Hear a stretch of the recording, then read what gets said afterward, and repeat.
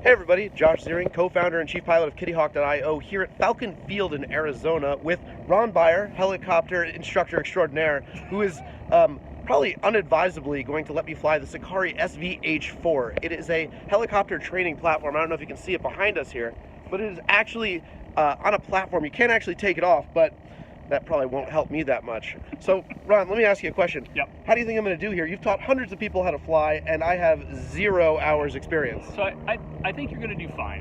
It's flying a helicopter is all about patience and taking your time. So we're going to break it down into small, simple parts, and by the end of the day, I'm going to have you hovering. I'm going to have you doing pedal turns, and if you're capable and able, we'll have you. That was a little dig. Yeah. We'll have you taxiing this aircraft around on our lot here. I think you're going to be fine. Well, this is you're letting the fixed wing guy and the drone guy fly something rotary, so this is going to be really exciting. So we're gonna and if I do my job right, we're going to take you to the dark side, and you're never going to want to fly that stuff again. You're only going to want to fly a helicopter. Can't wait. Look out. All right. So we've done a couple of the basics with the Sakari SVH4. We've done some of the basic moving of power management, of a little bit of up and down, landing and taking off, and some pedal turns. So we're getting ready to do it on its least pressurized system. So it's pretty much going to be all Josh here moving forward. Let's see how he does.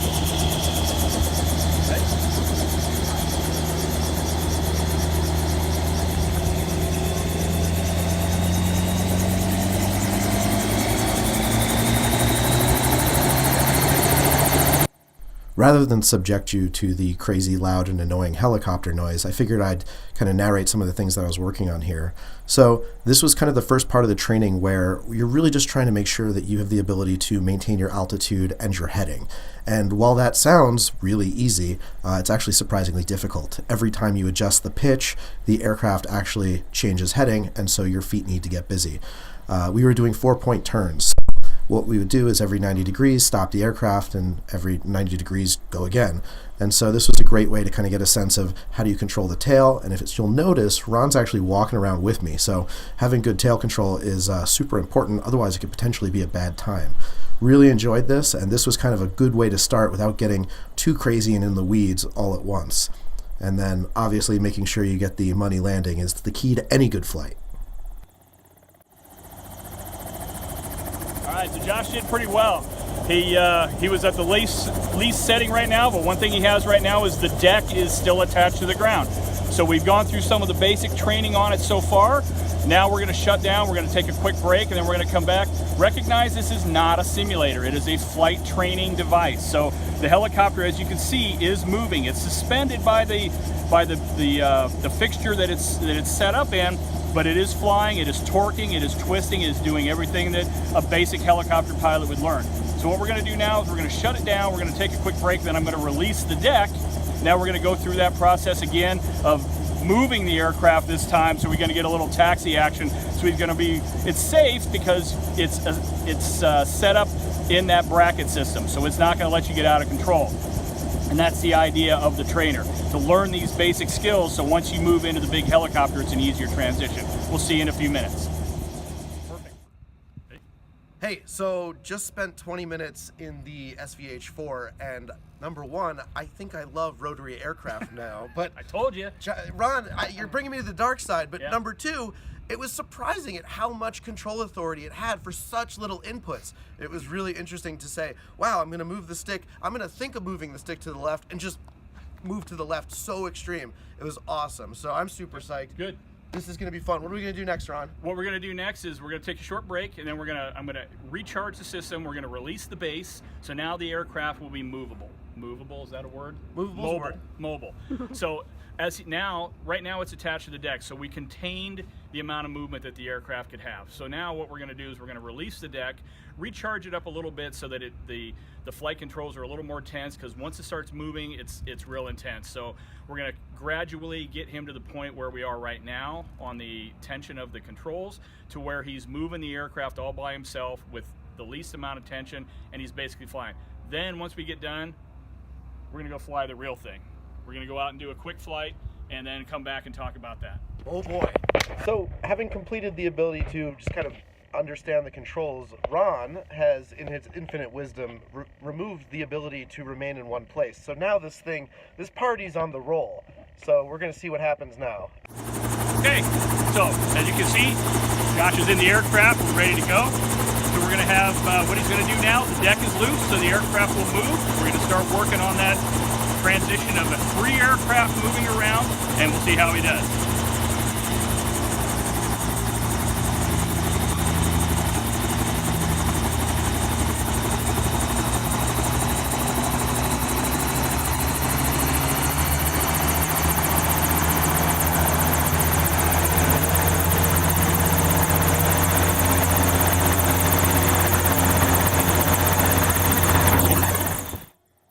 So this is probably about 40 minutes after I started working with the Sakari, and I have to say it was pretty impressive to be able to move this thing around. And, you know, there was some initial trepidation with the idea that the base moves and it kind of freaks you out because it moves like one of those weird 1980s R2-D2 style robots where it's not necessarily moving in a linear fashion.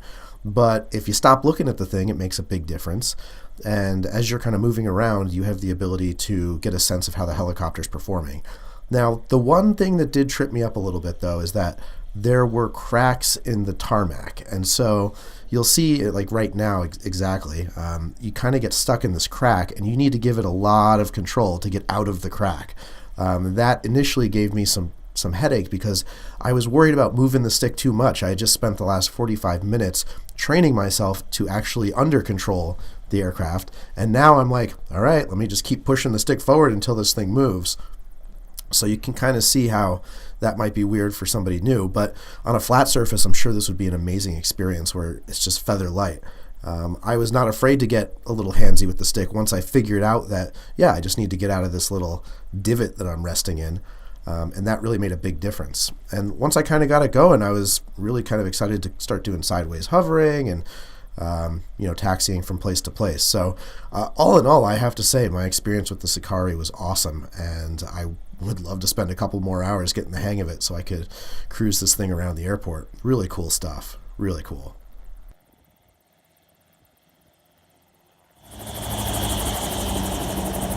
Still on? Okay. So Josh did pretty well. I gave him a very, very accelerated course on this aircraft, which he took to it like a fish to water. So I'm really pleased. So what we're going to do now, we're going to cool the aircraft off, shut her down, and then we're going to go fly the real thing, and we'll talk about it some more. Be back in a minute so you can get Josh's comments. Go ahead, Phil.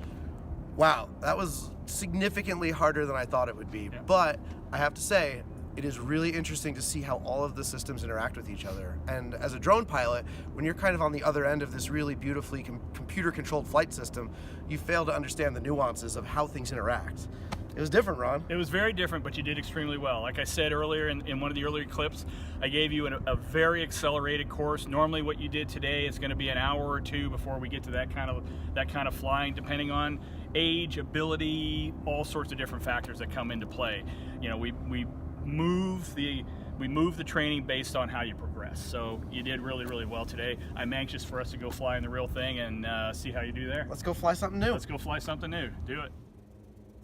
So after spending about an hour with the Sakari, Ron took me up in the Schweitzer 300C.